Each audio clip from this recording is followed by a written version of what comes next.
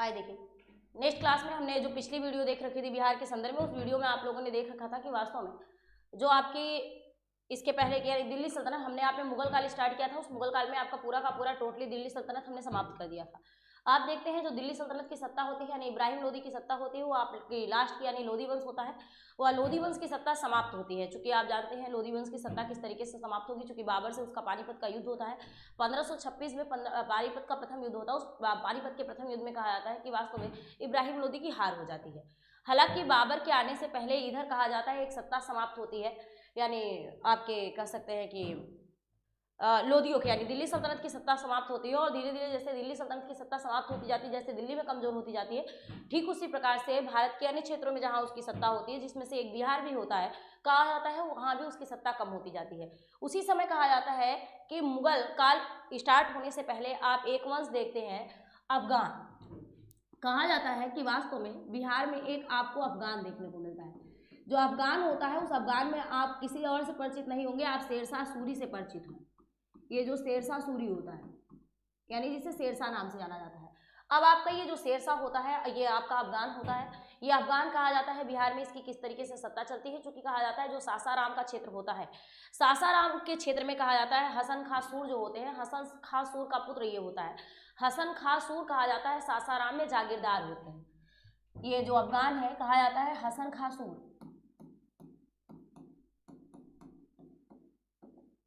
हसन खान सूर जी जो थे, ये कहा जाता है कि जो सासाराम का क्षेत्र है,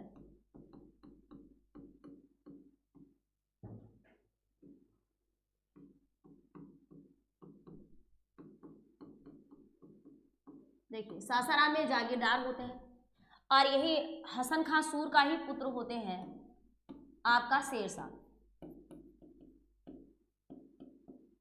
देखिए हालांकि हम ये नहीं बता रहे हैं कि वास्तव में हमने आपको एक चीज बताई थी, नुहानी वंश बताया था। तो जो एक शेरशाह को वास्तव में इसका नाम क्या होता है, यानी प्राथमिक नाम क्या होता है, बाद में इसका नाम क्या हो जाता है, आप जानते हैं कि वास्तव में इसे शेरशाह की उपाधि किसने दी, शेर की उपाधि किसने दी। तो आपको ये नाम हम जब आपको इतिहास पढ़ाते हैं तब बताते हैं, हालांकि मोटा मोटा आपको बोल देते हैं।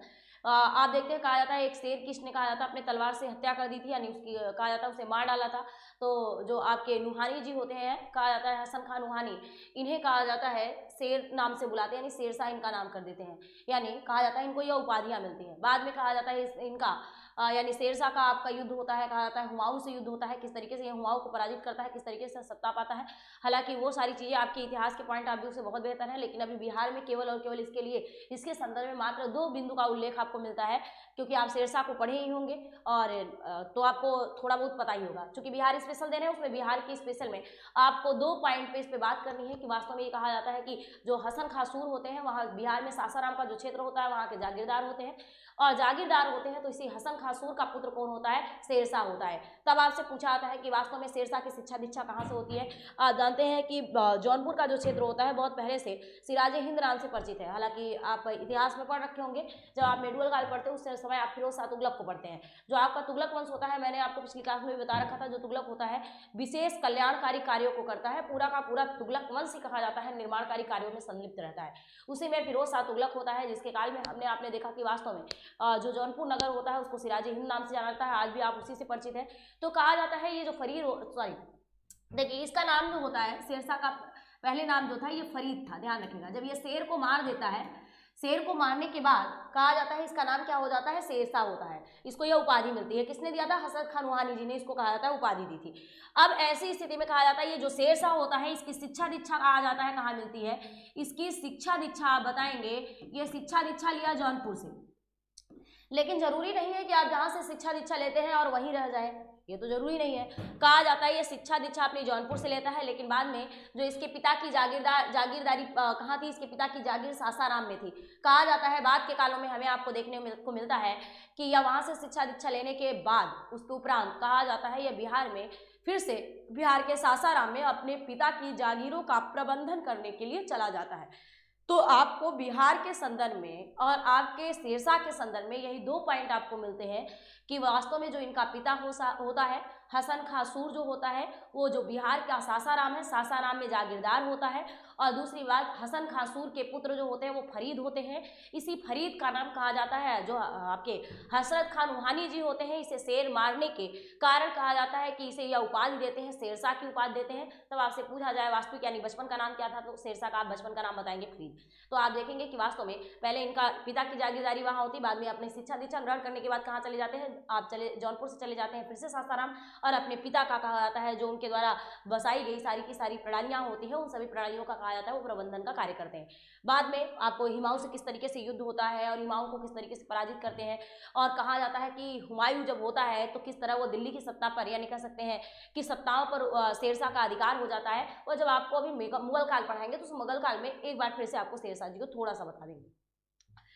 तब आपको देखने को मिलता है यही शेरशाह, यानी ये कहा जाता है कि यह अफगान का जो सूर्यवंश होता है, इस अफगान का सूर्यवंश समाप्त होता है तो वास्तव में एक नए वंश की शुरुआत होती है। समाप्त क्या होता है, वैसे चल रहा होता है क्योंकि हिमायूं तक तो आप इसी को देखेंगे, लेकिन कहा जाता है शक्तियां किसकी धीरे धीरे मजबूत आ जाती है, हमें आपको देखने को मिलेगा। अब स्टार्ट होता है आपका मुगल काल।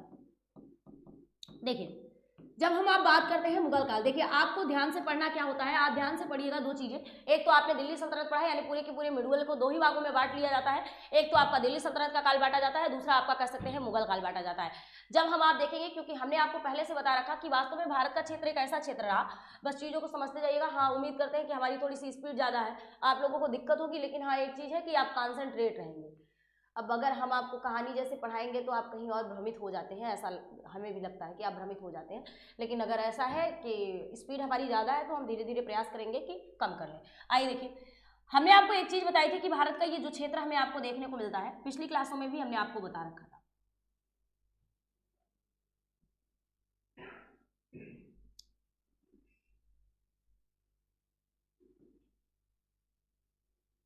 देखिए हमने आपने जो ये भारत का क्षेत्र देख रखा था, ये आप देखते हैं कि भारत के बगल ये जो आपको देखने को मिलता है, ये इस क्षेत्र में आपको एक कह सकते हैं मुस्लिम कंट्री देखने को मिलती है, यानी कह सकते हैं यहाँ आपको बलूचिस्तान वाला क्षेत्र मिलता है, ये पाकिस्तान वाला मिलता है, ये अफगानिस्तान मिल जाता है। ये बगल में देखते हैं तो आपको कई सारे यही बगल में ढेर सारे मुस्लिम कंट्री मिल जाते हैं, यानी कह सकते हैं कि जो आपको मध्य एशिया का देश कजाकिस्तान, उज्बेकिस्तान, तुर्कमेनिस्तान, किर्गिस्तान, इन क्षेत्रों का नाम लेते हैं। बगल में ही आप देखते हैं आपको ईरान मिल जाता है, इराक मिल जाता है, आपको सीरिया मिल जाता है, तुर्की मिल जाता है, जस्ट नीचे देखते हैं तो आपको जॉर्डन, उसी के जस्ट नीचे देखते हैं आपको सऊदी अरब वगैरह मिल जाता है, और संयुक्त अरब अमीरात, बहरीन वगैरह इत्यादि क्षेत्र मिल जाते हैं, जिसमें से आप तुर्की वगैरह को देखेंगे। यानी कह सकते हैं ये इधर वाले जो क्षेत्र है, इस क्षेत्र में आपको पूरे के पूरे मुस्लिम कंट्री मिलती है। तो ये कहा जाता है कि वास्तव में कुछ क्षेत्रों की प्रणाली इस तरह से होती है। बस बातों को एक बार समझने का प्रयास करिएगा। ये आपको जो एक क्षेत्र मिलता है, ये कुछ जब आप महाद्वीपों को पढ़े होंगे, कभी भूगोल पढ़े होंगे, तो आपको एक बात समझ में आई होगी कि यह वास्तव में इस तरीके से कुछ यूरोप वाली स्थिति होती है, और यूरोप की स्थिति के बाद कुछ इस तरीके से आपको ये एशिया की स्थिति मिलती है। जब हमें आपको ये चीज़ देखने को मिलती है तो यही हमें आपको देखने को मिलता है, ये पूरा का पूरा मुस्लिम कंट्री वाला ये क्षेत्र होता है। ये जो हमें आपको मुस्लिम कंट्री का क्षेत्र मिलता है यहाँ, और ये आपका कह सकते हैं कि ये यूरोप का क्षेत्र होता है। कहा जाता है कि वास्तव में ये जो ये मुगल उगल दुनिया भर के ये सारे रहे, यह वास्तव में कहा जाता है एक तरीके के व्यापारी थे, वास्तव में व्यापार करते थे। तो वास्तव में ये प्रक्रिया हमें देखने को मिलती है। जो आपका भारत का क्षेत्र था, पहले से ये जो समृद्धशाली क्षेत्र होता है, क्योंकि आपके यहाँ खनिज वगैरह है ही, और आपको उसके साथ साथ खनिज के साथ साथ बहुत सारी कह सकते हैं कि खाद्य सामग्रियाँ उत्पादित होती हैं। कहा जाता है कि वास्तव में दुनिया का सबसे बड़ा कल्चर क्या है, एग्रीकल्चर है। अगर एग्रीकल्चर बिगड़ गया तो दुनिया का सारा कल्चर बिगड़ जाता है। तो वास्तव में अगर एग्रीकल्चर है तब तक तो सबका कल्चर बना हुआ है, अगर वो गड़बड़ हुआ तो पूरे विश्व का कल्चर बिगाड़ के रख देगा। तो हमें आपको एक बात देखने में समझ में आती है कि भारत क्या है, भारत आज भी, तब भी कृषि प्रधान देश था, आज भी कृषि प्रधान देश है। कहा जाता है कि वास्तव में अगर हम खाद्य सामग्रियों की दृष्टि से देखें इसे, तो वास्तव में कहा जाता है ये बहुत ही समृद्धशाली था, क्योंकि वास्तव में इसका भौगोलिक दशा कुछ ऐसी थी कि वास्तव में ये समृद्धशाली होगा। तब हमें आपको देखने को मिला कि वास्तव में लोग इधर बहुत तेजी से आकर्षित होना शुरू हुए, और धीरे धीरे करके आप अपने आप को गुप्त काल तक बहुत मजबूत बना चुके थे। गुप्त काल तक जब आप अपने आप को बहुत मजबूत स्थिति में ला लेते हैं, अब क्योंकि आपके पास धन होगा तभी निर्माण दिखाई देगा, अगर धन नहीं है तो निर्माण बिल्कुल नहीं दिखाई देता है। आप इतनी सारी गुप्त काल में बहुत सारी मंदिरों का निर्माण किए, इतनी सारी मंदिरों का निर्माण किए, वो मंदिरों का जब निर्माण किए और आप अपनी धनों को वहां रखते थे, इसका मतलब इकट्ठा करते थे, तो दूसरे के लिए एक आप आकर्षण के बिंदु बने हुए हैं। अब ये क्या होता है, आप यहाँ से जो व्यापारिक प्रक्रियाएं होती है, मैंने कहा ये दलाल होते हैं, जिसे पिछली क्लास में बताया था मीडिएटर, ये जिसे आज हम मीडिएटर की भाषा का प्रयोग करते हैं, आप उसे दलाल भी कर सकते हैं। अब दलाल जो होगा 5 रुपए की चीज को ले जाकर 100 रुपए में बेचेगा, तो जाहिर सी बात है उसे 95 रुपए का फायदा होगा। जब 95 रुपए का फायदा होना है तो हमें आपको क्या देखने को मिलेगा, अगर किसी को बिना मेहनत किए और कम मेहनत में अधिक फायदा मिलेगा तो हमें आपको देखने को मिलता है कि वास्तव में जब किसी के पास ऊर्जा की मात्रा ज्यादा होगी तो हम आप देखते हैं उसका तापमान ज्यादा होता है, तापमान ज्यादा होगा तो इधर उधर भ्रमण करेगा ही, जाहिर सी बात है कहीं ना कहीं विस्तार करेगा ही। तब हमें आपको देखने को मिला कि यह वास्तव में जो ये व्यापारिक समाज था या व्यापारिक समाज, जब इसके पास धन का आवागमन बहुत ज्यादा हुआ तो वास्तव में जहां अभी या जिसके जहां से व्यापार शुरू किया था, समझ लीजिए बस सामान को यहां से वहां ले जाकर पहुंचाना था, यूरोप से भारत से ले जाकर यूरोप पहुंचाना था, यूरोप से ले जाकर कहा जाता है कि वास्तव में इनकी स्थितियां क्या होती, यूरोप से ले जा भारत से ले जाकर यूरोप कहा जाता है, ये खाद्य सामग्री को मसाले वगैरह को देते थे और वहां से जो सोना वोना होता था हमें मिलता था तो ये ले आकर हमें देते थे। अब जाहिर सी बात है हमें जिसने सोना दे रखा है 100, मैंने कहा कि वास्तव में कुल वैल्यू 100 रुपए की 5 रुपए की थी जो हमारे पास से ले गया और उसको 95 रुपए 100 रुपए में बेचा, 95 रुपए उसको फायदा हुआ, तो जो 5 रुपए मुझे दे रहा है, जो 5 रुपए के दाम का सोना मेरे पास इकट्ठा हो रहा है, उसको तो इतना पता है ना कि इतने दिन में मैंने इसको कितना दिया, तो लूटने के लिए वह कहा जाता है एक अच्छा स्थान उसका बनता गया कि इनके पास इकट्ठा करता गया। तो कहा जाता है महत्वाकांक्षा इस तरह से होती है हमारी आपकी, या मानवीय महत्वाकांक्षा इस तरह से है कि वास्तव में जब उसे थोड़ा थोड़ा मिलने लगता है तो उसको लगता है कि अब इतने पे मेरा कब्जा है तो मेरा टोटली पे कब्जा हो तब मेरे लिए बेहतर है। कहा जाता है कि वास्तव में ये जो मुस्लिम कंट्री वाले रहे, धीरे धीरे कहा जाता है इनका प्रवेश बहुत तेजी से भारत में होता है। अब इनका जब प्रवेश भारत में होगा तो हमें आपको देखने को मिलेगा, तब यही नहीं, हमने कहा कि वास्तव में आपने देखा यहाँ तुर्क रहे, अफगानी रहे, कहा जाता है कि वास्तव में उसके अलावा आपको देखने को मिला, हमने आपको बताया खिलजी वंश वाले रहे और अरबी रहे, तो आप अरबी मुसलमानों का नाम अलग लेते हैं, तुर्क मुसलमानों का नाम अलग लेते हैं। ठीक उसी प्रकार से जैसे आपके यहाँ से कोई एक व्यक्ति दूसरे शहर में कमाने गया तो वास्तव में आप ही के गांव का दूसरा व्यक्ति फिर कहता है कि वास्तव में वह वहां क्यों गए हैं, हम भी जाकर देखते हैं भैया इनके पास इतना पैसा कहाँ से आ रहा है, तो वही दूसरा व्यक्ति फिर जाता है, तो एक बार हम आप देखते हैं कुछ दिन बाद पूरा गांव उधर ही उठकर जाने लगता है। ठीक उसी प्रकार से इनके साथ ऐसा नहीं कि इनमें अपने में बड़ा समन्वय था, कोई समन्वय नहीं था, एक आया तो हमें आपको देखने को मिला एक के आने के बाद दूसरे के आने की स्थितियां स्वतः बनती गई, एक देखने आया, दूसरा आया, तीसरा आया।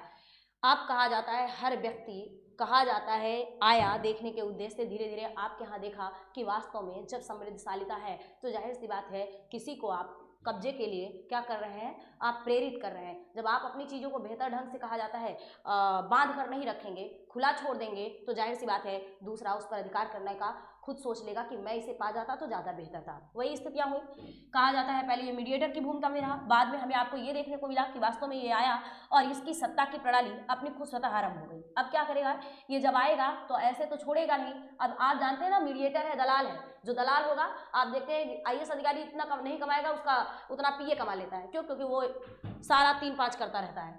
अब ऐसी स्थिति में ये दलाल जो होंगे, दलाल कमाते रहते, उनके विस्तार की प्रक्रिया बहुत तीव्रता से होती है। और यह नहीं केवल ऐसा नहीं है कि आपके मात्र भारत के क्षेत्र पर इनका आक्रमण हुआ, आपको भारत सहित यूरोप में भी इनको आक्रमण किया, तो आपको बाद में एक कुस्तुनतुनिया नामक क्षेत्र देखने को मिलता है, ये हम आपको बाद की क्लास में बताएंगे। अब देखिए किस तरीके से ये भारत में आते हैं और भारत में इनकी विस्तार की प्रणाली किस तरीके से आरंभ होती है, तब हमें आपको जो ये मुगल देखने को मिलेगा। देखिए हमने कहा कि वास्तव में हमें क्या देखना है, हमें मुगल काल देखना है।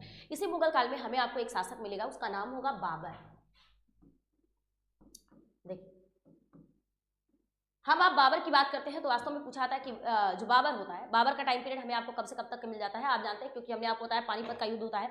तो उस पानीपत के युद्ध में आपसे पूछा था कि पानीपत का युद्ध कब होता है, 26 अप्रैल 1530 को कहा जाता है पानीपत का युद्ध हो जाता है। तब आपसे पूछा था कि वास्तव में जो बाबर का टाइम पीरियड है, बाबर का टाइम पीरियड हमें आपको कब से कब तक का मिलता है। आप जानते हैं जो बाबर का टाइम पीरियड है 1526 से लेकर 1530 तक का टाइम पीरियड किसका मिल जाता है, 1526 से लेकर 1530 तक का टाइम पीरियड हमें आपको बाबर का मिल जाता है। जब बाबर के टाइम पीरियड की बात करते हैं तो पूछा जाता है कि वास्तव में जो बाबर होता है, जब बाबर भारत में आता है तो बाबर का सर्वप्रथम कहाँ युद्ध होता है। देखिए एक बात यहाँ समझते रहिएगा थोड़ा सा, बाबर आएगा तो हमने आपको बताया कि वास्तव में भारत में सत्ता किसकी होती है, बाबर आता है तो वास्तव में ये तुर्क होता है। जब बाबर आएगा तो भारत में सत्ता होती है इब्राहिम लोदी की, यानी कह सकते हैं लोदी वंश वाला, यानी दिल्ली सल्तनत का अंतिम शासक जो होता है, कहा जाता है दिल्ली सल्तनत का अंतिम शासक इब्राहिम लोदी होता है। उसी इब्राहिम लोदी से किसका युद्ध होगा, उसी इब्राहिम लोदी से बाबर का युद्ध होता है। बाबर का युद्ध पानीपत का प्रथम युद्ध कहलाता है। ये जो पानीपत का प्रथम युद्ध होता है, पूछा आता है बाबर आता है तो कौन सा युद्ध करता है, बाबर आता है तो पानीपत का प्रथम युद्ध करता है, पानीपत का प्रथम युद्ध करता है। ये पानीपत का प्रथम युद्ध हमने आपसे बताया किसके बीच होगा, बाबर और कह सकते हैं आपके दिल्ली सल्तनत का अंतिम सुल्तान जो होता है, यानी अंतिम शासक जो होता है, इब्राहिम लोदी, अंतिम शासक इब्राहिम लोदी के मध्य होता है। और कहा जाता है जो इब्राहिम लोदी होता है, जब युद्ध होता है तो ऐसी स्थिति में इब्राहिम लोदी पराजित होगा और विजित कौन होता है, बाबर विजित होता है। तो हमें आपको देखने को मिलती है सत्ता का आरंभ किसका होगा, इसका मतलब बाबर के सत्ता का आरंभ हो जाता है। जब बाबर के सत्ता का आरंभ होता है तो हमें आपको तब आपसे पूछा आता है कि वास्तव में मुगल सत्ता का संस्थापक किसे माना जाता है। मुगल सत्ता का जो वास्तविक संस्थापक होता है, हमें आपको देखने को मिलता है मुगल सत्ता का वास्तविक संस्थापक जो मिलता है, यानी आपका बाबर मिलता है। आपसे पूछा जाता है कि वास्तव में मुगल सत्ता का संस्थापक कौन है, तो आप बताएंगे मुगल सत्ता का संस्थापक कौन है, बाबर है। पूछा जाता है बाबर इसकी नींव कब रखी, क्योंकि मैंने कहा कि पानीपत का प्रथम युद्ध कब हुआ, हमने आपको बताया पानीपत का युद्ध 26 अप्रैल 1526 को होता है और इस युद्ध में इब्राहिम लोदी पराजित, और यहीं से कहा जाता है कि वास्तव में शुरुआत हो जाती है। तब आपने देखा कि वास्तव में मुगल वंश का संस्थापक कौन होता है, आपका बाबर मिल जाता है। हमें आपको बिहार के संदर्भ में देखने को मिलता है कि बिहार में यह ऐसा क्या काम कर देता है। जब बाबर आता है, बाबर कहा जाता है कि वास्तव में एक होता है मोहम्मद शाह, मोहम्मद शाह होता है, मोहम्मद शाह का पुत्र होता है जलाल, कहा जाता है मोहम्मद शाह का पुत्र जलाल खां।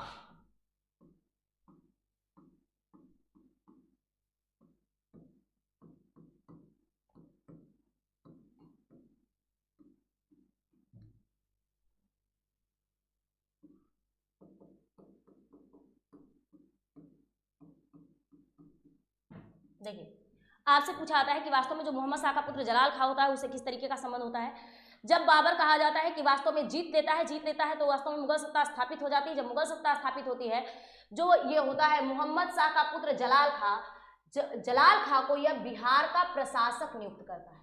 आपसे पूछा जाता है कि बाबर के काल में बिहार का प्रशासक कौन था, तो आप बताएंगे बाबर के काल में बिहार का जो प्रशासक होता है मोहम्मद शाह का पुत्र कौन होता है, जलाल खां। एक बात ये बिहार से संबंधित है बाबर के संदर्भ में, तो इस बात को ध्यान रखेंगे। दूसरी बात, आपसे पूछा जाता है कि बाबर के संदर्भ में बहुत सारी कहानियां पूछी जाती हैं। देखिए, कहा जाता है कि वास्तव में जिसकी पूरी की पूरी प्रक्रिया ही हमें आपको देखने को मिलती है, जिसके ब्लड में ही कहा जाता है वो चीज़ें होती हैं, तो आप उसे कभी बदल नहीं सकते हैं। आप कितना भी चाहें कि हम वास्तव में उस चीज़ को बदल सकते हैं, तो आप कहा जाता है कि अपने जज्बात के राग कितने ही अलापते रहे तो जज्बात के राग से हर चीज़ें नहीं सुधरती हैं। कभी कभी जिसकी जो ज़रूरत होती है उसके साथ वैसी व्यवस्था करनी पड़ती है, हर जगह जज्बात नहीं काम करता है। तो यहाँ हम आप इनके साथ ये सोचें कि वास्तव में हम इनके साथ इस तरह का व्यवहार करें, कोई जज्बात वाला व्यवहार करें, ये इनका कोई काम कर जाएगा तो इनके ऊपर जज्बात वाला कोई व्यवहार काम नहीं करेगा। क्यों? क्योंकि वो जब सामने वाले के पास इतनी सामर्थ्य हो गई कि वो आपकी भूमि पर आक्रमण करने आ गया और आप अपनी भूमि बचाते पड़े हैं, तभी आपके लिए दिक्कत की स्थिति है। क्योंकि आप जितना है उससे थोड़ा सा बाहर नहीं निकल कर खड़े रहेंगे तो जाहिर सी बात है रोज आप अपने घर को देते रहेंगे। यही स्थिति हुई। कहा जाता है कि तब हमें आपको देखने को मिला, ये राजस्थान वगैरह का क्षेत्र है, तब आप उसमें देखते हैं कि राणा सांगा कौन होते हैं, बप्पा रावल कौन होते हैं, आपका कौन कौन सा युद्ध होता है, कौन कौन सा युद्ध नहीं होता। देखिए, ये इतिहास के संदर्भ में हम आपको बताएंगे। यहाँ चूंकि आपको स्पेशली बिहार देखना है, इसलिए हम आपको इन युद्धों का कोई उल्लेख नहीं कर रहे हैं। तब आप जानते हैं कि राणा सांगा से किस तरीके से युद्ध किया, बप्पा रावल से किस तरीके से युद्ध किया, और किस तरीके से राजस्थान कहा जाता है कि वास्तव में ये एक ऐसा क्षेत्र होता है जहां से कोई कब्जा नहीं कर पाता है, यानी एंट्री कर पाना बहुत कठिन होता है। यहाँ कहा जाता है जनजातियों से लेकर कहा जाता है जो सत्ता में होते हैं सब एक मजबूत स्थिति में होते हैं, उनके अपने दिमाग में होता है कि हम अपनी मातृभूमि नहीं देंगे, और ना देने की वजह से कहा जाता है यह युद्ध काफी दिनों तक चलता था। लेकिन बात यही होती है, कहा जाता है कि स्थितियां ये देखने को मिलती है कि कोई व्यक्ति कितना भी बुरा क्यों ना है, अगर वो देखने को मिलता है कि लगातार वो षड्यंत्र कर रहा है, लगातार वो प्रयासरत है, तो हमें आपको देखने को मिलता है वो अपना प्रयास नहीं छोड़ता है, तो धीरे धीरे उसे सफलता मिलती चली जाती है। और एक बहुत अच्छा व्यक्ति है, बहुत बेहतर है, लेकिन अगर वो उदासीन हो गया तो वास्तव में हमें आपको देखने को मिलेगा सब कुछ समाप्त हो जाएगा। ये कहा जाता है इनकी स्थितियां ऐसी होती हैं, मुगलों की, तुर्कों की इस तरह की स्थिति होती है कि धीरे धीरे वो कहा जाता है कि वास्तव में वो प्रवेश करने लगते हैं, और ये प्रवेश करते हैं, यही एक ऐसा अवरोधक क्षेत्र होता है जहाँ से उनको प्रवेश कर पाना थोड़ा सा कठिन होता है। और इसलिए कहा जाता है कि उनकी स्थितियां ऐसी देखने को मिलती है कि वो उनको लगातार कहा जाता है यहाँ संघर्ष करना पड़ता है। फिर हमें आपको देखने को मिला जब ये राजस्थान के क्षेत्र पर इनका कब्जा हो जाएगा तो बाकी क्षेत्रों में कहा जाता है इनको प्रवेश करने में ज़्यादा कोई दिक्कत की बात नहीं आएगी। तो हमें आपको देखने को मिला कि आपसे ये पूछा जाए कभी कि वास्तव में ये जो बाबर होता है, बाबर किन किन क्षेत्रों में कौन कौन से युद्ध किया। आप जानते हैं कि चूंकि मुगल सत्ता का संस्थापक है वो, जब बाबर भारत में आएगा तो वास्तव में जिन क्षेत्रों में शक्तियां मजबूत होगी उन क्षेत्रों की शक्तियों को कमजोर करके वह तुरंत कहा जाता है एंट्री करना चाहेगा। तब हमें आपको देखने को मिला कि अब ये आएगा, राजस्थान के क्षेत्र में आ जाएगा, राजस्थान के क्षेत्र से भारत के अन्य क्षेत्रों में एंट्री करने में ज़्यादा दिक्कत नहीं होगी। अब आप जाने रहे हैं, क्योंकि आपको सबसे बड़ा एग्जाम्पल क्या मिला, यही दिखा बिहार कि वास्तव में बिहार में यह एक नया प्रशासक नियुक्त करता है, जिस प्रशासक का नाम हमने आपको बताया कि वास्तव में क्या होता है, जलाल खां। इसका मतलब वह वहां से यहां तक एंट्री कर चुका है। बाकी देखिए, बाकी जो इसके संदर्भ में जो भी बातें हैं वो हम आपको इतिहास पढ़ाएंगे, उन क्लासों में बताएंगे। अभी केवल और केवल आप बिहार के संदर्भ में ही चीजें देखते जाइए, जिससे आपका क्विक रिवीजन हो जाए। अब आइए हम आप बात करते हैं बाबर के बाद। कहा जाता है कि यही जो बाबर होता है, बाबर की कई सारी पत्नियां होती हैं और एक पत्नी उसकी महामंगा होती है और उसके बाद उसकी अन्य कई सारी पत्नियां होती हैं, जिसमें से कहा जाता है कि वास्तव में महामंगा तो निसंतान होती है। उसके कहा जाता है कि जो दूसरी पत्नी होती है उससे एक पुत्र की प्राप्ति होती है। कहा जाता है कि वास्तव में कौन सा पुत्र होता है, आता है नेक्स्ट शासक की भूमिका में, हम आप देखते हैं हुमायूं। बस आप केवल और केवल हमें देखिए बिहार के पॉइंट ऑफ व्यू से ही बताना है, इसलिए आप ये नहीं सोचिएगा कि मैम ने इसमें बहुत सारी बातें नहीं बताई। हम आपको इतिहास पढ़ाते, आपको 101% चीज़ें बताते और आप केवल बैठकर सुनते रहते और आपको 2 घंटे की बताते या 3 घंटे की, आप कहीं उठ के जाते ही नहीं, क्योंकि इतनी कहानियां हैं और इस तरीके की कहानियां हैं। लेकिन हाँ, अभी आपको केवल और केवल एग्जाम के पॉइंट ऑफ व्यू से देखना है, तो बस आप मोटी मोटी उतनी ही बातें सुनिए जितना अभी आपके एग्जाम में आएगा। अब आइए देखिए, बात करते हैं हुमायूं की। इसी का कहा जाता है कि वास्तव में महामंगा जो होती है,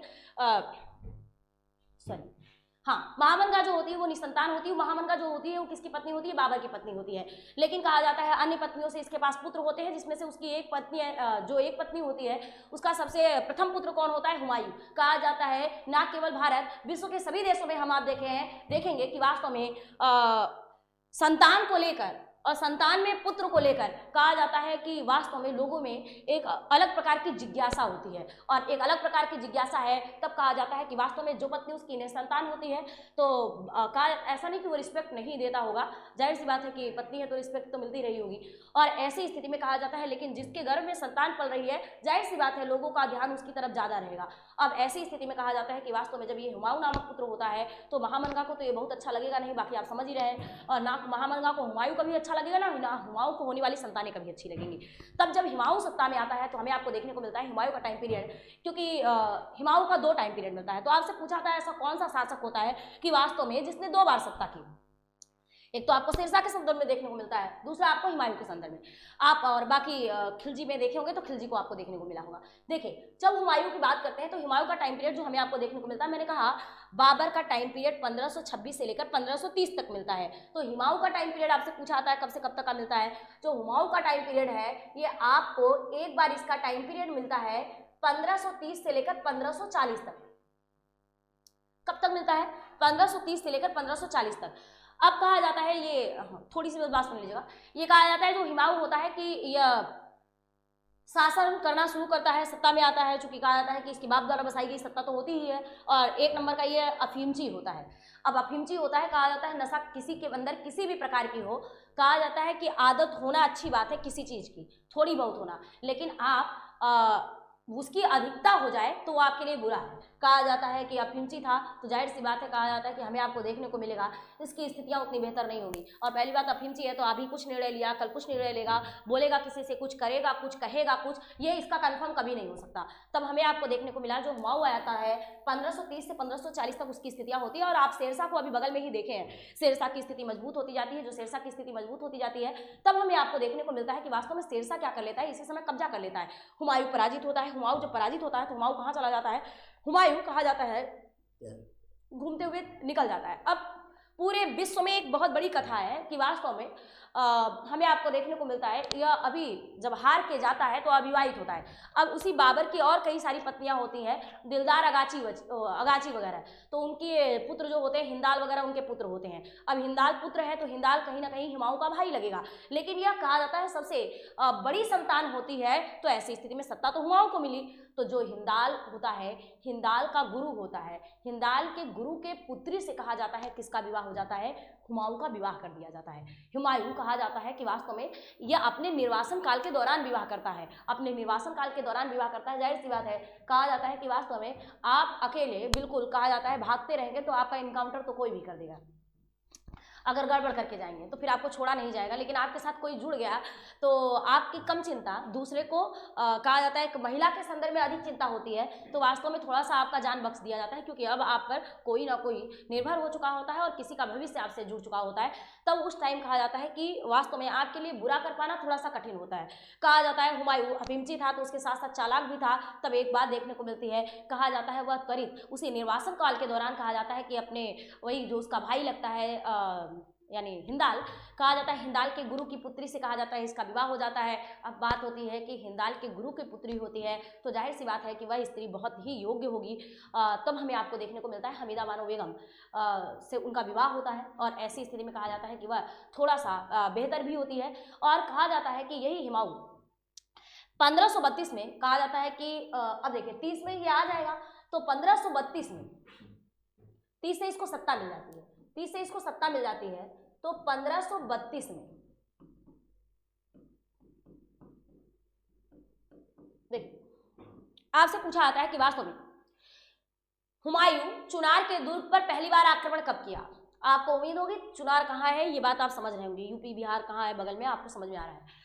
आपसे पूछा जाता है प्रथम बार हुमायूं 1532 में कहाँ आक्रमण किया। प्रथम बार कहा जाता है हुमायूं 1532 में चुनार के दुर्ग पर आक्रमण किया। जो चुनार के दुर्ग पर आक्रमण किया तो हमें आपको देखने को मिला कि वास्तव में धीरे धीरे उसकी शक्तियां स्थापित हो जाएंगी। कहा जाता है कि इन मुगलों में एक सबसे बड़ी क्वालिटी थी कि वास्तव में जिन क्षेत्रों में जाते थे उस पर उनका अपना एक मोटो होता था कि उस क्षेत्र को हम आक्रमण करें, विजित करें और उनको अपनी सेना में सम्मिलित कर ले। कहा जाता है भारत का विनाश दूसरे के आक्रमण से कम हुआ, हमारे अपने लोग कहा जाता है जब दूसरों की सेना में भर्ती हो जाते थे मात्र कुछ पैसों के लिए, तो उनको सेना अपने देश से लाने की जरूरत नहीं थी। जब हमारे यहाँ वाला बिकने के लिए छोटे छोटे पैसे पे तैयार है तो ऐसी स्थिति में तुम अपने को मार सकते हो तो आसानी से मारो, हमें क्या दिक्कत है, क्योंकि तुम उनके बारे में बेहतर क्वालिटी जान रहे होगे, तुम उनको निपटाना अच्छे से जानोगे। तो जाहिर सी बात है अगर हम तुमको पैसे पे खरीद सकते हैं, तुम्हारे तुमको वेतन दे सकते हैं तो तुम लड़ो भिड़ो, हमें कोई दिक्कत तो है नहीं।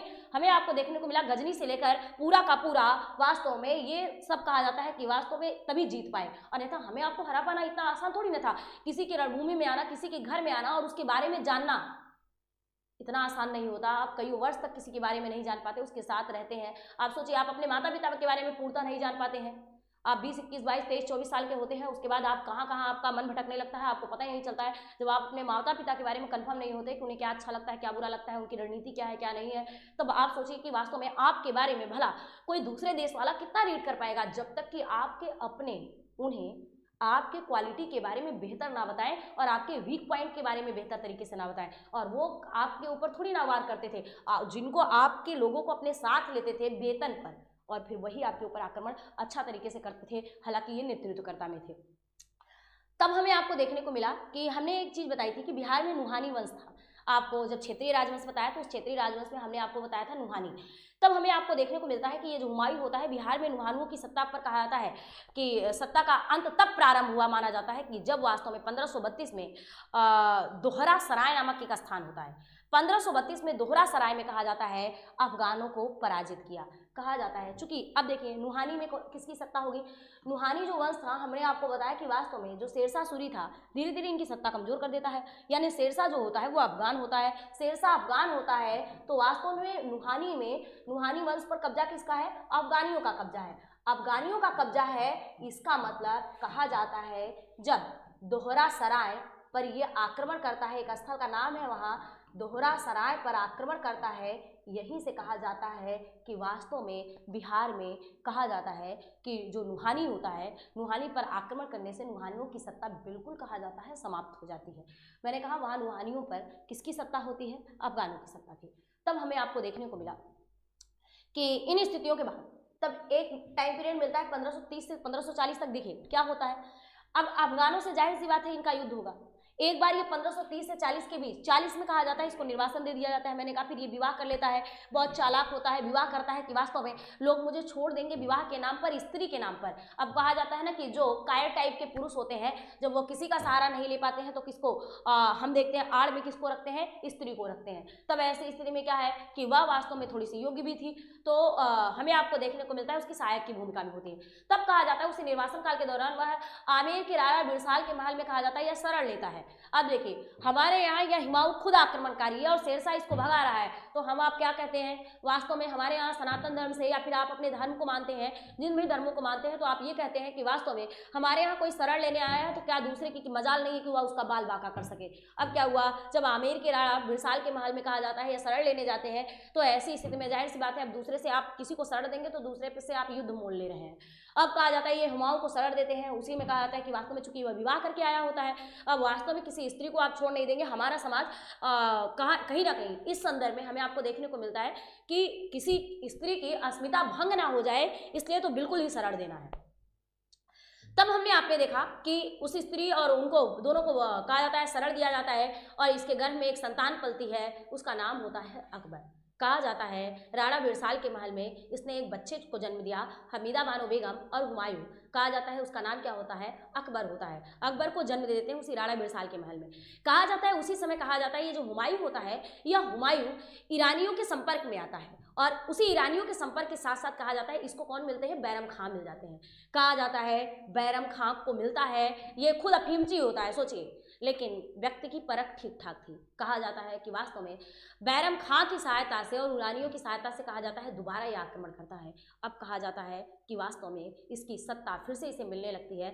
बैरम खां कहा जाता है कई सारे युद्ध हुमायूं के लिए लड़े, और कहा जाता है धीरे धीरे सत्ता में आ जाता है। तब आपसे पूछा जाता है कि दोबारा इसकी सत्ता कब स्थापित होती है, 1555। देखिए 1555 से लेकर 1556, सॉरी हाँ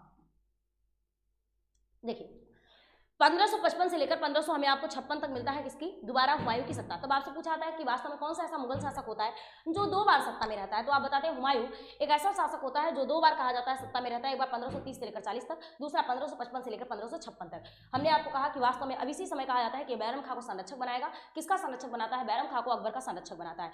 जब बैरम खां को अकबर का संरक्षक बनाता है, अकबर की उम्र बहुत छोटी होती है, कहा जाता है तभी हुमायूं चूंकि अफीमची होता है, तो अफीमची शराबी जुआरी की मृत्यु कैसी होगी, कहीं से लुढ़क कर ही होगी, जाहिर सी बात है गिर जाएगा कहीं।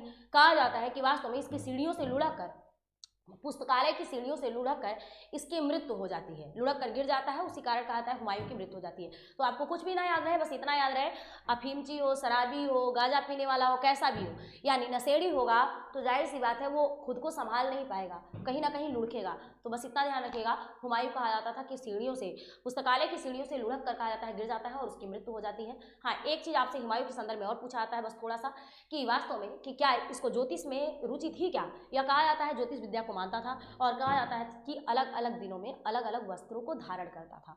यानी पूछ लिया जाता है कि किस दिन में किस वस्त्र को धारण करता है, कभी काल पूछा जाता है, ये आपके इतिहास का विषय है तो आप पढ़ेंगे इतिहास में, चूंकि आप आगे की क्लासों में आपको देखने को मिल जाएगा। अब आइए देखिए, हुमायूं के बाद कहा जाता है अब कई सारे, इसके भी कई सारे युद्ध होते हैं, मारवाड़ से, मेवाड़ से, किस तरह से युद्ध होते हैं वो हम आप इतिहास के काल में देखेंगे। हाँ, मतलब हमने आपको बाबर के संदर्भ में चौसा का युद्ध नहीं बताया, तो ये युद्ध मैं यहाँ नहीं बताऊंगी, ये केवल बिहार बता रही हूँ, इसलिए हम चौसा का युद्ध नहीं बताएंगे, खानवा का युद्ध नहीं बताएंगे, दोहरिया का युद्ध नहीं बताएंगे, हम यहाँ नहीं बताएंगे। उम्मीद करते हैं आप कंपटीशन में है तो आपको वो सारी चीज़ें याद है, आप बिहार स्पेशल आपको नहीं पता होगी, इसलिए बिहार स्पेशल हम बस आपको बता रहे हैं। अब आइए, तब आता है, ध्यान रखिएगा इस बात को कि वास्तव में यह 2 बार सत्ता में आता है, 1530 से 40 तक और फिर 1555 से लेकर 56 तक। अब देखिए इसका पुत्र आएगा अकबर।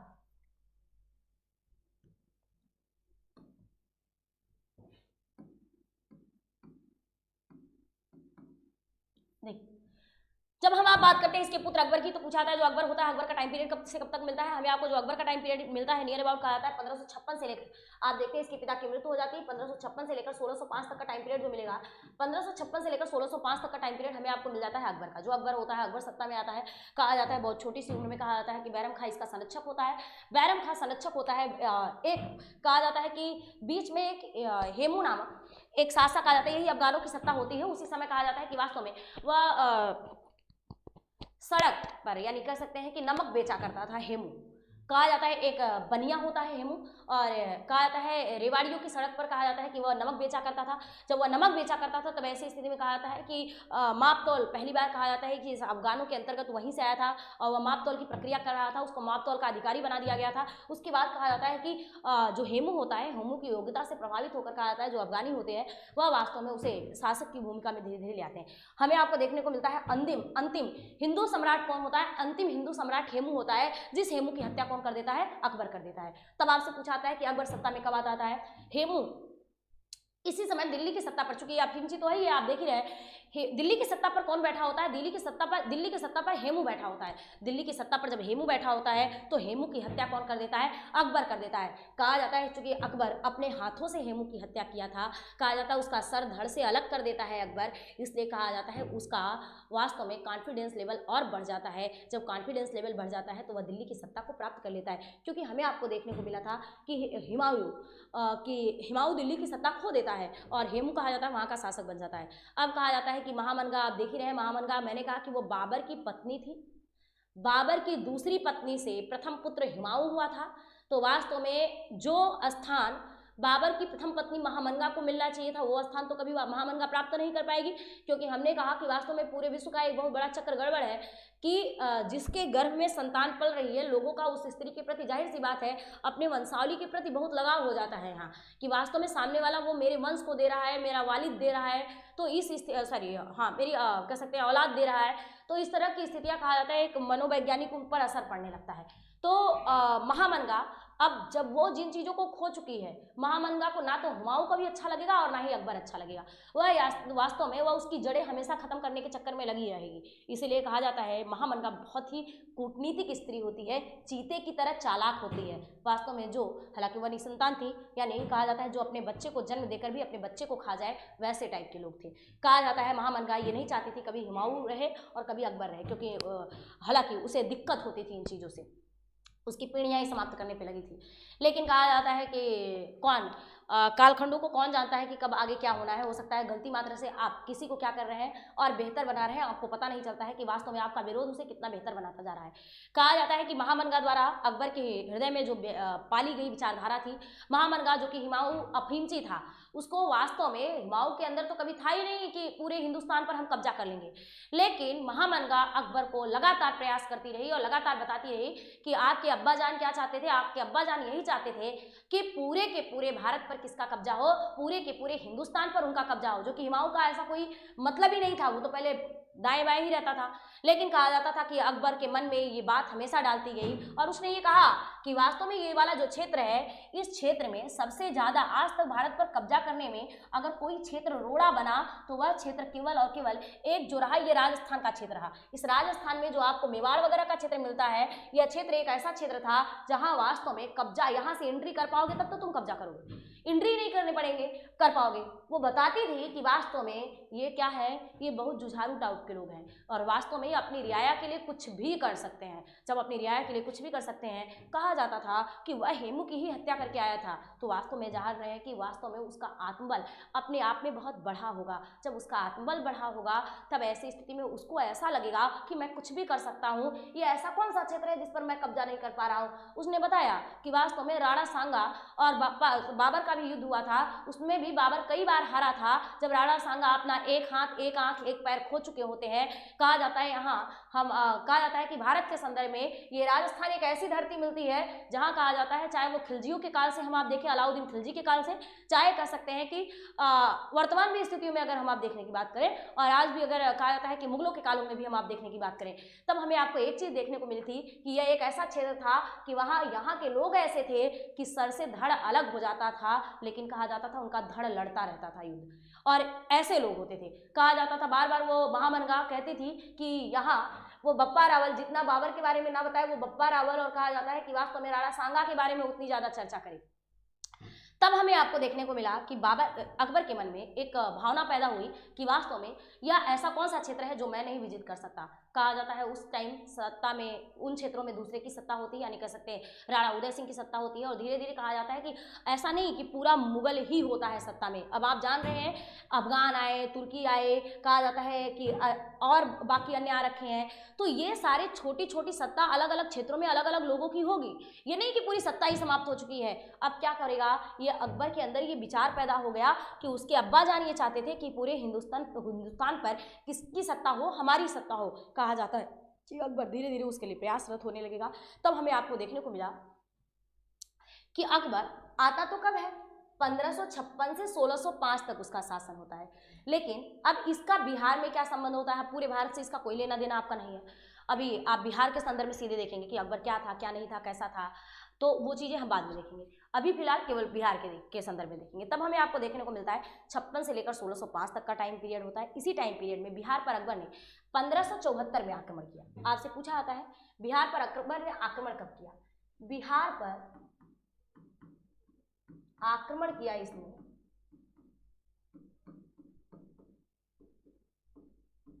देखिए, अभी हल्दी घाटी का युद्ध नहीं हुआ है। हल्दी घाटी का युद्ध अकबर से होता है। अकबर क्या करता है, अकबर तो नेतृत्व करता में भी नहीं होता है, मान सिंह होता है, मान सिंह होते हैं 1576 में। उम्मीद करते हैं आप सभी को याद होगा हल्दी घाटी का युद्ध, सभी को याद होगा। अगर नहीं याद है तो चुल्लू भर पानी में डूब मरिए।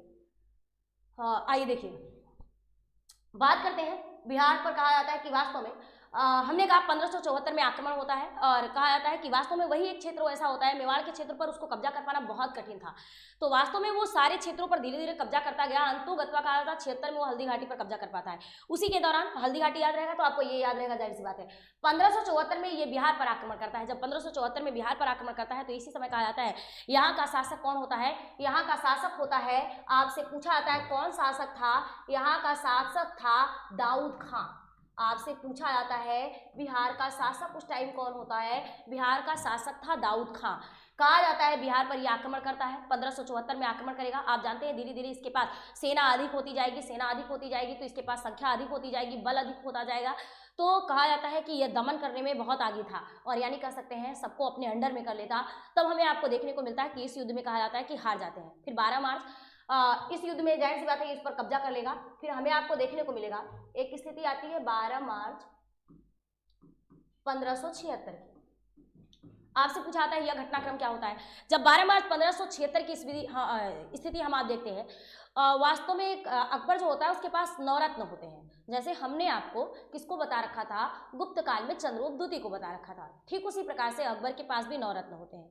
अब उसमें भी उसके कुछ विशेष भी लोग होते हैं। हमें आपको एक चीज देखने को मिलती है कि 12 मार्च 1576 को वह टोडरमल, मुजफ्फर खां और हुसैन अली खां, टोडरमल, देखिए हिंदी गलत हो जाएगी तो अब हम बोल रहे हैं आप समझ जाइएगा, क्योंकि कभी कभी जल्दी में गड़बड़ हो जाती है।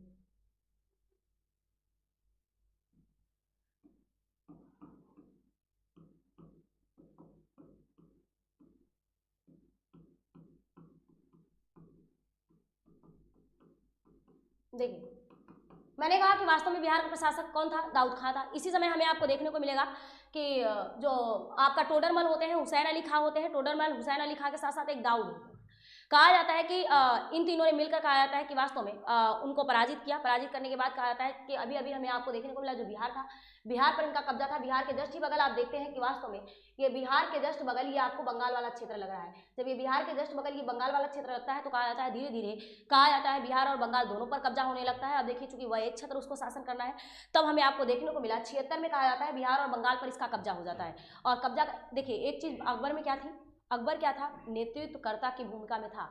अकबर बहुत कम ही युद्ध, लगभग 1 से 2 युद्ध, एक युद्ध और एक गुजरात अभियान, कहा जाता है कि वास्तव में वह खुद लड़ने गया था। बाकी युद्ध वो लड़ने नहीं जाता है, वह केवल कहा जाता है अपने सेनापतियों को भेजता है, उसके सेनापति युद्ध लड़ते हैं। वो कभी सामने से युद्ध नहीं लड़ा, वो अपने पास इतने लोगों को रखता था कि बाकी युद्ध लड़ते थे। तो जाहिर सी बात है वह चीज़ें गड़बड़ होंगी तो फिर से निर्मित करने के लिए होगा। हमारे यहाँ क्या था, हम पंक्ति की सेना नहीं बना के रखते थे हमेशा से। हम हमेशा हर युद्ध में हमारे यहाँ का जो मुख्य कर्ता धर्ता होगा सबसे पहले वही युद्ध करने आएगा। तो जाहिर सी बात है शारीरिक रूप से, मानसिक रूप से, हर तरीके से क्षति किसकी होगी, हमारी होगी। हमारे यहाँ कोई मिला जुलाकर कहते हैं ना, जब होगा तब देखेंगे। आज तक यही है, जब होगा तब देखेंगे। और इसी चीज को करते करते जब आएगा, कुछ समस्या आएगी तो निपटेंगे, तब तक तो वैसे निपट जाते हैं। इसीलिए पहले से तैयार रहना थोड़ा सा जरूरी है। आइए देखिए 76 के बाद 76 में हमने कहा बंगाल के साथ साथ बिहार पर भी क्या हो जाता है, सॉरी बिहार के साथ साथ बंगाल पर भी किसका कब्जा हो जाता है, अकबर का कब्जा होता है। उसके बाद स्थितियां होती है 1580 की, कहा जाता है जो 1580 एडी का समय होता है, 1580 के आसपास हमें आपको देखने को मिला मुगल सम्राट अकबर ने बिहार को मुगल साम्राज्य का सूबा या प्रांत बना लिया। आपसे पूछाता है मुगल साम्राज्य का सूबा या प्रांत बिहार को कब बनाया, तो आप बताएंगे मुगल साम्राज्य का सूबा या प्रांत अकबर ने कब बनाया, 1580 में। किसको बनाया, बिहार को बनाया। ध्यान रखिएगा, आपसे पूछाता है बिहार को मुगल साम्राज्य में सम्मिलित करके वहां का सूबा या प्रांत इसने कब बनाया, 1580 ईस्वी में। आपसे पूछा जाता है कि वास्तव में खान ए खानम और जो मुनीम खां होते हैं, खान ए खानम मुनीम खां को बिहार का गवर्नर नियुक्त किया। तब आपसे पूछा जाता है जब उसे वहां का सूबा यानी बिहार को सूबा बनाता है तो वास्तव में वहां का गवर्नर वह किसे नियुक्त करता है। जब हम आप गवर्नर कहते हैं तो गवर्नर के पद पर मुनीम खां, खान ए खानम, खान ए खानम मुनीम खां को वहां का गवर्नर नियुक्त कर देता है। नेक्स्ट बात देखने को मिलती है, आपसे पूछा जाता है कि उसके बाद 1582 की स्थिति आती है। 1580 के बाद 1582 देखते हैं। 1582 में हमें आपको देखने को मिलेगा कि अकबर के समय में कहा जाता है 7 सरकार और लगभग 200 परगने थे। आपसे पूछा जाता है कि कब इसने 7 सरकार और 200 परगने बनाए, तो कहा जाता है 1582 में। देखिए इसकी अपनी रणनीति होती है, ऐसे नहीं बना लेता, इसकी अपनी रणनीति होती है। आप देखेंगे लोग बहुत कहते हैं, हमेशा लगभग बराबर पूछा जाता है कि अकबर महान था कि अशोक महान था, क्योंकि हमें आपको देखने को मिलेगा कि वास्तव में जो ये अकबर होता है, अकबर की स्थितियां भी कैसे देखने को मिलती है, अकबर की स्थितियां भी उसी तरीके की कुछ देखने को मिलती है। कहा जाता है कि बाद में क्या करेगा, अभी जब पूरा का पूरा सब पर इसका कब्जा होने लगेगा धीरे धीरे, और जब कब्जे की स्थिति आती है तो उस कब्जे की स्थिति में इसको एक बात समझ में आती है कि जब कब्जा कर लेता है, अभी तक क्या था, अभी तक जब तक यह भारत पर कब्जा नहीं कर पाया था, पूर्ण भारत पर कब्जा नहीं था और यह युद्ध में पराजित होता था, यानी इसकी 1 लाख की सेना हमारी 100 की सेना इसको पराजित करती थी, या 1 लाख की सेना खड़ी करता था, हमारी 100 भी हो तो इसे पराजित कर देती थी, हमारी यहाँ की जनजातियाँ इसको पराजित कर देती थी आराम से, कोई दिक्कत नहीं थी। लेकिन कहा जाता है कि जब मेरे अपने ही लोग इससे लगातार मिलते गए तो जाहिर सी बात है किसी से आप मिलते जाएंगे। अच्छा, ये भारत की, चाहे आप इसे अभिशाप कह लीजिए, चाहे विदेशियों के लिए वरदान कह लीजिए, और चाहे आप कहना नहीं चाहिए लेकिन कह सकते हैं कि भारतीय इस मामले में कह सकते हैं बहुत दोयम दर्जे के हैं, बहुत दोयम दर्जे के हैं। कुछ मामलों में हमें आपको देखने को मिलता है, चाहे वो सिकंदर रहा हो, चाहे हमें आपको देखने को मिला हो और कोई आक्रमणकारी ईरानी वगैरह आए हो, चाहे वो गजनी आया, चाहे वो गोरी आया, चाहे हम आप मुगलों की बात कर लें, आप बताइए कौन नहीं गया हमारे यहाँ से मिलने। सिकंदर आया तब भी आम भी चला गया पोरस के विरुद्ध मिलने। हमें आपको देखने को मिला कि जाकर, अब आप बताइए, आपके देश पर कोई आक्रमण करने वाला, जो कि सिकंदर खुद आम्भी का क्या था, खुद आम्भी का शत्रु था, वो तक्षशिला में उसका शासन था, खुद आम्भी को समाप्त करने आया था। लेकिन आम्भी की पोरस से शत्रुता होती है, जाकर आम्भी किससे मिल जाता है, सिकंदर से मिल जाता है। अब आप बताइए, जब किसी के मुख्य द्वार पर हम आक्रमण करने आए हैं और उसी के घर के लोग आकर हमसे मिल जाते हो, तो जाहिर सी बात है कि जो विदेशी आक्रमणकारी होंगे उनका मनोबल क्या हो जाएगा, मजबूत हो जाएगा। फिर हम क्या करेंगे, सामने वाला और उसे मटिया मेट कर देगा। तो कहीं ना कहीं हमारे यहाँ के लोग खुद कैसे रहे, दोयम दर्जे के रहे और लोगों के मनोबल को और बढ़ाते रहे। तब हमें आपको देखने को मिला कि वास्तव में यहाँ भी ये स्थितियाँ यही रहती हैं। तब अकबर की अपनी मनोदशा क्या थी, वास्तव में किसी की भी मनोदशा यही रहेगी कि आप उनकी 1 लाख की सेना और तुम्हारी 100 की सेना, आखिर तुमको कौन सी किसने किसके गर्भ से तुम पले हो भैया। ऐसा क्या है भारतीयों की स्त्रियों में, ऐसा क्या है भारतीय स्त्री में कि वास्तव में एक ऐसी संतान पैदा करती है कि यह संतान बिल्कुल जुझारू होती है और सर कट जाए धड़ लड़ता रहता है। वास्तव में यह सभी के लिए एक सोचने का विषय था। तो जाहिर सी बात है, कहा जाता है कि हम अगर कुछ नहीं प्राप्त कर पा रहे हैं तो उसकी संस्कृति को छेड़ेंगे। धीरे धीरे हमें आपको देखने को मिला, जब वह प्रताप से, कहा जाता है अपनी छोटी सी उम्र से लेकर, कहा जाता है उसकी आजीवन शत्रुता रही और सामने से कभी युद्ध नहीं लड़ पाया, तब उसके दिमाग में एक ही था, ऐसा क्या होता है इन हिंदुस्तानी स्त्रियों में, ऐसी क्या गुणवत्ता होती है जो कहा जाता है इनकी संतान इस तरह की होती है। बिल्कुल कहा जाता है शेर की तरह दहाड़ते हुए अकेले आती है युद्ध मैदान में, और वो तो गिदड़ की तरह था, क्योंकि अकेले युद्ध लड़ने जाता नहीं था, वो इतना दल बल लेकर जाता था युद्ध लड़ने और हम अकेले जाते थे युद्ध लड़ने। तब ऐसी स्थिति में उसको भी क्या चाहिए, उसको भी ऐसी संतान चाहिए। ऐसी संतान के लिए क्या लेना पड़ेगा, कहीं ना कहीं फिर हमें आपको देखने को मिला, वह कहा जाता है इन राजपूत स्त्रियों से क्या करना शुरू किया, विवाह, और अगर आप विवाह नहीं करेंगे तो धीरे धीरे आपको किसी भी तरीके से वह आपको एक तरीके से कह सकते हैं हर तरीके से प्रयासरत करेगा। नहीं अच्छे से मानोगे, बुरे से मानोगे, तुम पर आक्रमण किया जाएगा तब मानोगे। धीरे धीरे क्षेत्रों पर आक्रमण करता गया और इस तरह की परिस्थितियां कहा जाता है बनती जाती हैं। बाद में हमें आपको जजिया से लेकर जकात कर तक समझ में आता है कि वास्तव में बाबर ने कर कम कर दिया या बाकी के लोगों में कर में परिवर्तन किया। देखिए, जब आप ही का सब कुछ हो जाएगा तो अब आप चाहे अच्छे बने चाहे बुरे बने, तब तक अकबर ने बहुत निर्दयता की जब तक उसके पास पूरी की पूरी भारत में सत्ता नहीं हो गई थी। बाद में आपको देखने को मिलता है कि करों को कम कर देता है, करों को हटा देता है, तो लोग कहा जाता है उसे ये कहते हैं कि यह क्या होता है, बहुत धार्मिक होता है। उसकी अपनी क्या होती है, उसकी अपनी योजना होती है। ऐसे ही कोई चीज़ें कोई नहीं कम कर देता और ऐसे ही अकस्मात किसी में कोई परिवर्तन नहीं आता है। जब पूरे पे कब्जा कर लिया था उसके बाद तब हमें आपको देखने को मिला कि जो ये 7 सरकारें और 200 परगनाएं बनाए थे उसके अपने कहा जाता है ये योजनाएं होती हैं। मुगलों के कहा जाता है अधीन बिहार सूबे का कहा जाता है अनेक सरकारों और प्रत्येक कहा जाता है कि जो क्षेत्र निर्मित किए गए थे उसे अनेक परगनों में विभक्त करके कहा जाता है कि जो अकबर होता है अलग अलग क्षेत्रों में अलग अलग शासन की प्रणाली लगाता है। तब ये हमें आपको बिहार के संदर्भ में अकबर के संदर्भ में मिलता है। तो इतनी बातें याद रखिएगा। उसके बाद अकबर के बाद अगला शासक जो आता है वो हमें आपको देखने को मिलता है जहांगीर आता है। आपसे पूछा आता है जो जहांगीर होता है, जहांगीर का टाइम पीरियड क्या होता है। हमें आपको देखने को मिला था कि जहांगीर का टाइम पीरियड 1605 से लेकर देखने को मिला कि वास्तव में 1627 तक होता है। 1605 से लेकर 1627 तक का टाइम पीरियड किसका होता है, जहांगीर का। तब हमें आपको देखने को मिला कि जो जहांगीर का टाइम पीरियड होता है 1605 से लेकर 1627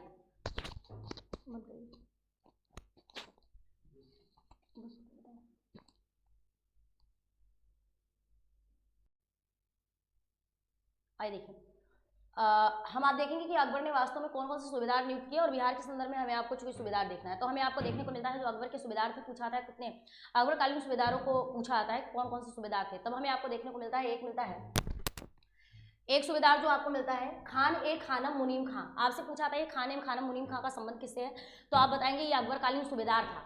आपसे पूछा आता है कि ये कौन होता है, अकबरकालीन सूबेदार होता है खान ए खानम मुनीम खां होता है। अब बाकी आप जानते हैं कि वास्तव में ये मान सिंह से आप पहले से परिचित हैं। अब ये सब इनकी संख्या देशद्रोहियों में है तो आप पहले से इनसे परिचित हैं मान सिंह वगैरह से।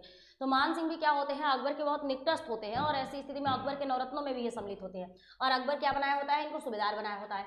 मान सिंह के अलावा कहा जाता है सईद खान सूबेदार होते हैं, मुजफ्फर खान सूबेदार होते हैं और खान ए आजम मिर्जा अजीज कोका सूबेदार होते हैं और आपका असद खान। देखिए, हमें एक चीज़ आपको बतानी है कि वास्तव में जो आपका खान ए आजम मिर्जा अजीज कोका होता है पूछा था उनको कहाँ का सूबेदार नियुक्त किया जाता है, बिहार का सूबेदार।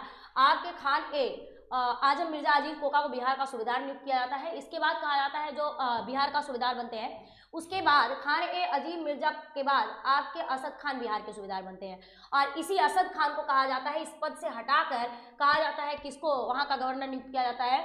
उसके बाद वहाँ का आसफ खां को कहा जाता है इसने गवर्नर नियुक्त कर दिया, सूबेदार नहीं, ध्यान रखिएगा गवर्नर। हमें आपको देखने को मिला नियर अबाउट देखा जाता है, कहा जाता है कि मान सिंह के प्रति काफ़ी निकटता रहती है और मान सिंह उनके लिए बहुत कुछ किया और बहुत सारा युद्ध लड़े अकबर के लिए। और तब हमें आपको देखने को मिलता है पूछा जाता है कि बिहार में मुगल साम्राज्य को सुदृढ़ता प्रदान करने वाला व्यक्तित्व कौन सा था। तो हमें आपको देखने को मिलता है कि बिहार में मुगल साम्राज्य को सुदृढ़ता प्रदान करने वाला व्यक्तित्व जो था वो मान सिंह कहा जाता है 1587 से लेकर 94 तक कहा जाता है कि वह वास्तव में बिहार में ही कहा जाता है कि गवर्नर के पद पर रहते हैं। नेक्स्ट बात हमें आपको देखने को मिलती है जो मान सिंह होते हैं तब राजधानी किसे बनाते हैं, रोहतासगढ़ को कहा जाता है। जो रोहतास का क्षेत्र होता है रोहतास को अपनी राजधानी बनाते हैं। मान सिंह के बाद कहा जाता है कि उनके बाद कौन गवर्नर बनाया जाता है, 1594 से 98 के बीच कहा जाता है सईद खां को वहाँ का गवर्नर बनाया जाता है। तो बिहार के संदर्भ में आप इतनी बातें याद रखिएगा कि वास्तव में अकबरकालीन सूबेदार कितने थे और उसमें से मुख्य रूप से कौन थे, खान ए मिर्जा अजीज कोका, असद खान, मान सिंह आपको पहले से याद रहता है क्योंकि मान सिंह को कहा था बिहार का क्षेत्र दिया गया था। और आपने देखा उसके मान सिंह के बाद कौन आता है, 94 से लेकर 98 तक आपका कह सकते हैं सईद खान आता है, सईद खान। ठीक है, बाकी आगे की